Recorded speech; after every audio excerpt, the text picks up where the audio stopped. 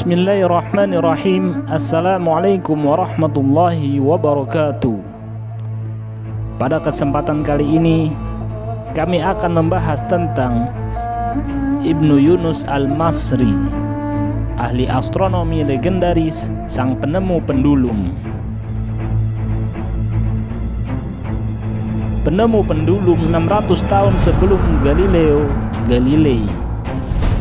Bandul atau pendulum tersebut merupakan temuan penting karena digunakan untuk mengukur detik-detik waktu dalam observasi benda-benda luar angkasa.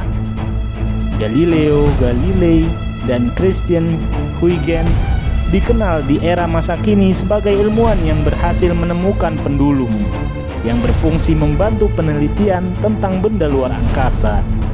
Namun sebenarnya pencetus temuan pendulum itu sejatinya adalah seorang ilmuwan muslim yang hidup 600 tahun sebelum Galileo yang bernama Ibnu Yunus Al-Masri. Ibnu Yunus adalah sang penemu sebenarnya dari alat bandul atau pendulum atau ayunan. Ia menggunakan bandul untuk mengatur waktu pada abad ke-10 Masehi dan memastikan akurasi dan ketepatan waktu. Dalam buku bertajuk Sejarah Islam yang Terlupakan terbitan Camel Books, Ibnu Yunus merupakan mekanisme pendulum pada abad ke-10 Masehi. Dia diyakini sebagai orang pertama yang mempelajari dan mendokumentasikan gerak bergetarnya. Hasil perhitungannya kerap digunakan dalam jam yang diperkenalkan oleh ahli ilmu fisika muslim selama abad ke-15.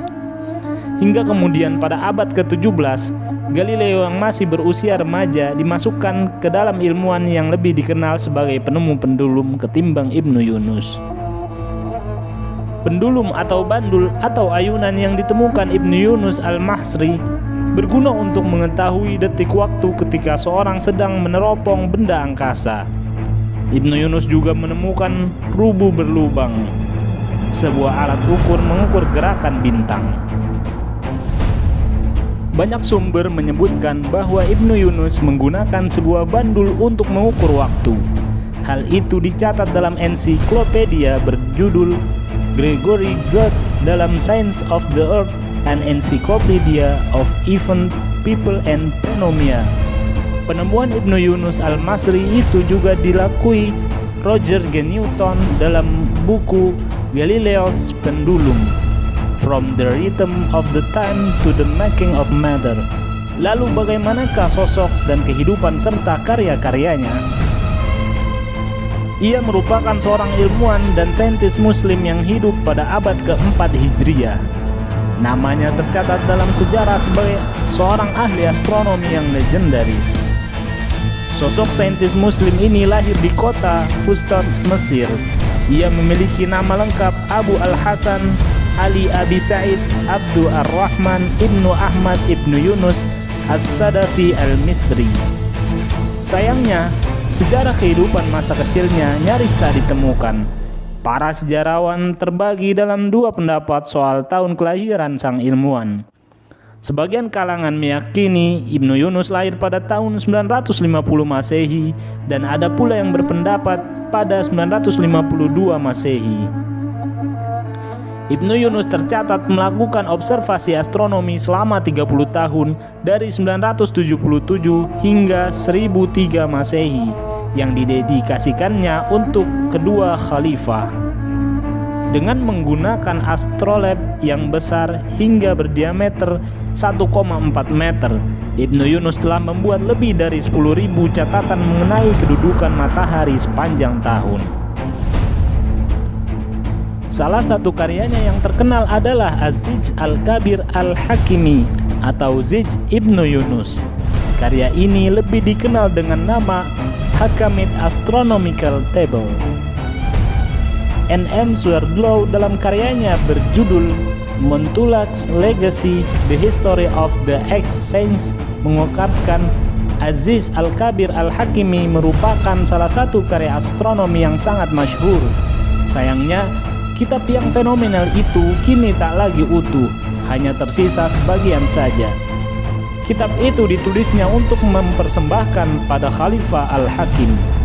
Kitab yang ditulisnya itu begitu populer di era kerajaan peradaban Islam.